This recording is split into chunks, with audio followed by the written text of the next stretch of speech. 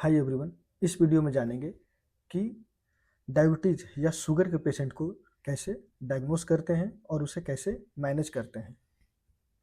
तो शुगर के पेशेंट को डायग्नोस करने के लिए हम लोग सबसे पहले पेशेंट का रैंडम ब्लड शुगर टेस्ट करते हैं।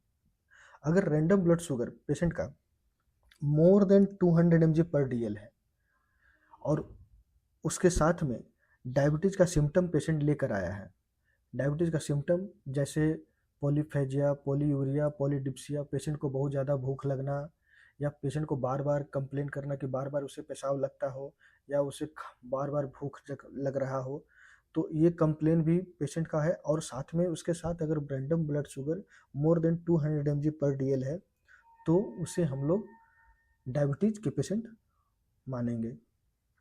और दूसरा, अगर fasting blood sugar more than 125 mg पर DL है ऑन 2 सेपरेट ओकेजन, 125 mg से ज़्यादा है अलग अलग टाइम इंटरवल में, तो उसे भी हम लोग डायबिटिक पेशेंट समझेंगे। तीसरा, अगर पेशेंट का HbA1c लेवल मोर देन 6.5% है तो वो पेशेंट भी डायबिटीज के अंदर में आएगा। अब हम लोग बात देखते हैं ट्रीटमेंट का।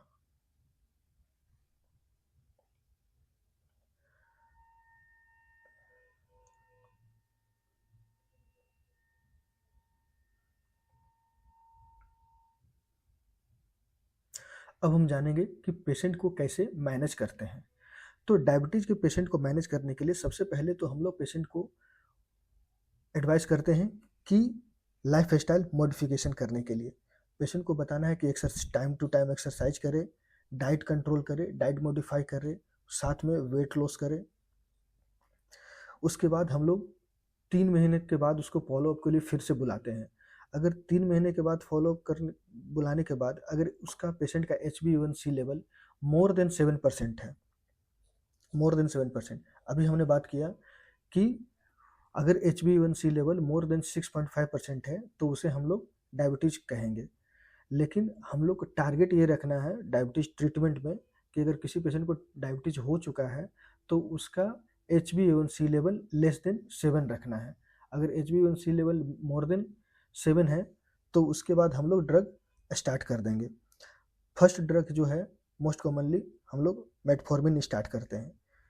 तो टैबलेट मेटफॉर्मिन करता क्या है? मेटफॉर्मिन है जो लीवर में नया शुगर, नया ग्लूकोज बनने से रोकता है, या फिर जो ग्लाइकोजन है, ग्लाइकोजन टूट कर ग्लूकोज बनता है तो ग्लाइकोजन को टूटने से भी रोकता है और नया ग्लाइकोजन फॉर्मेशन ना हो उसके लिए भी ये ग्लाइकोजन फॉर्मेशन को भी रोकता है। मेटफॉर्मिन जनरली सिक्रीट होता है यूरिन के थ्रू, तो यूरिन के थ्रू सिक्रीट होने के कारण अगर किसी पेशेंट को लिवर फेलियर है तो लिवर फेलियर में जनरली हम लोग मेटफॉर्मिन अवॉइड करते हैं या फिर डोज को कम करते हैं, क्योंकि पेशेंट को इसमें लैक्टिक एसिडोसिस होने के कारण अलग मेटाबॉलिक सिंड्रोम आ सकता है। उसके बाद मेटफॉर्मिन स्टार्ट कर देने के बाद फिर से हम लोग पेशेंट को 3 महीने के बाद फॉलोअप के लिए फिर से बुलाते हैं। मेटफॉर्मिन 3 महीने खाने के बाद भी अगर पेशेंट का HbA1c लेवल मोर देन 7% है तो हम लोग मेटफॉर्मिन के साथ है जो नेक्स्ट ड्रग ऐड कर देते हैं। सेकंड ड्रग है जो ऐड करेंगे मेटफॉर्मिन के साथ, और वो सेकंड ड्रग क्या हो सकता है? सेकंड ड्रग में सल्फोनाइल यूरिया हो सकता है, ग्लूटाजोन्स हो सकता है, SGLT2 इनहिबिटर हो सकता है या फिर DPP4 इनहिबिटर्स हो सकता है। तो एक एक करके हम लोग बात करेंगे कि क्या करता है, बाकी ड्रग क्या करते हैं। तो सल्फोनाइल यूरिया, ग्लाइबुराइड, ग्लिपिजाइड, ये बेसिकली इंसुलिन के सिक्रीशन को बढ़ाता है। जब भी पेशेंट को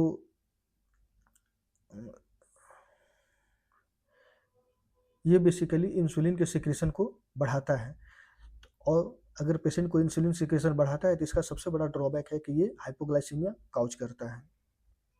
नेक्स्ट ड्रग है ग्लिटाजोन्स, रोसीग्लिटाजोन्स एंड पायोग्लिटाजोन्स। ये इंसुलिन के सेंसिटिविटी को बढ़ाता है टिश्यू में, जिसके कारण more and more Uptake insulin का हो सके। इसका ड्रॉबैक है कि ये वेट गेन करता है, तो इसीलिए अगर पेशेंट ओबेज है तो उसमें हम लोग ग्लूटाजोन्स को देने से अवॉइड करते हैं। तीसरा ड्रग हो सकता है कि SGLT2 इनहिबिटर, ग्लिफलोजिन।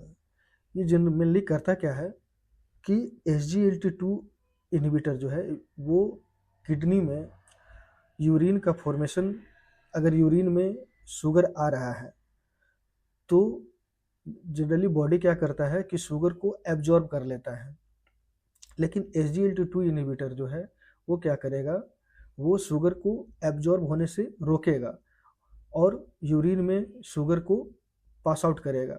लेकिन इसका ड्रॉबैक है कि ये अगर यूरिन में बहुत ज़्यादा शुगर की मात्रा बढ़ जाती है और बहुत टाइम तक कंटिन्यू रहता है तो जिसके कारण UTI, यूरिनरी ट्रैक इन्फेक्शन होने का चांस बढ़ जाता है। नेक्स्ट ड्रग है DPP4 इनहिबिटर। DPP4 इनहिबिटर ये मेनली क्या करता है, ये इंक्रेटिन्स के लेवल को बढ़ा के रखता है बॉडी में। इंक्रेटिन्स होता क्या है कि जब भी हम लोग खाना खाते हैं तो खाना खाने के बाद है जो इंक्रेटिन्स का सिक्रीशन बढ़ जाता है और इंक्रेटिन्स है जो इंसुलिन के सिक्रीशन में हेल्प करता है और यही इंसुलिन जो है वो ग्लूकोज को मेटाबोलाइज करता है। तो इंक्रेटिन्स जो है वो मेटाबोलाइज होता है DPP4 के कारण, डाइपेप्टिडाइल पेप्टिडेज 4 जो है वो इंक्रेटिन्स को तोड़ता है। लेकिन हम लोग को इंक्रेटिन्स चाहिए तो इसीलिए हम लोग इंक्रेटिन्स चाहिए तो इसके लिए हम लोग DPP4 को इनहिबिट करने के लिए इनहिबिटर देते हैं। ड्रग है सीटाग्लिप्टिन, साक्साग्लिप्टिन। ये वेट न्यूट्रल होता है। साथ में DPP4 इनहिबिटर है जो सारे DPP4 इनहिबिटर है जो रीनल में कॉन्ट्राइंडिकेटेड है। ओनली लीनाग्लिप्टिन है जो रीनल फेल्यूर में भी दे सकते हैं, लेकिन बाकी जितने भी DPP4 इनहिबिटर है वो रीनल फेल्यूर में अवॉइड करते हैं। उसके बाद अगर सेकेंड लाइन ड्रग दे देने के बाद भी अगर पेशेंट को फिर से हम लोग 3 महीने के बाद फिर से पेशेंट को बुलाते हैं फॉलोअप के लिए, तो पेशेंट को मेटफॉर्मिन के साथ एक ड्रग और ऐड करने के बाद अगर पेशेंट का 3 महीने खिलाने के बाद भी अगर HbA1c लेवल फिर से मोर देन 7 है तो हम लोग ट्रिपल रेजिमेन स्टार्ट करते हैं। मेटफॉर्मिन के साथ और 2 ड्रग ऐड करते हैं। ऐड करने के बाद अगर फिर से 3 महीने के बाद फॉलोअप के लिए बुलाएंगे, अगर उसके बावजूद है जो पेशेंट का HbA1c लेवल बढ़ा हुआ रहे तो हम लोग फिर इंसुलिन स्टार्ट कर देते हैं।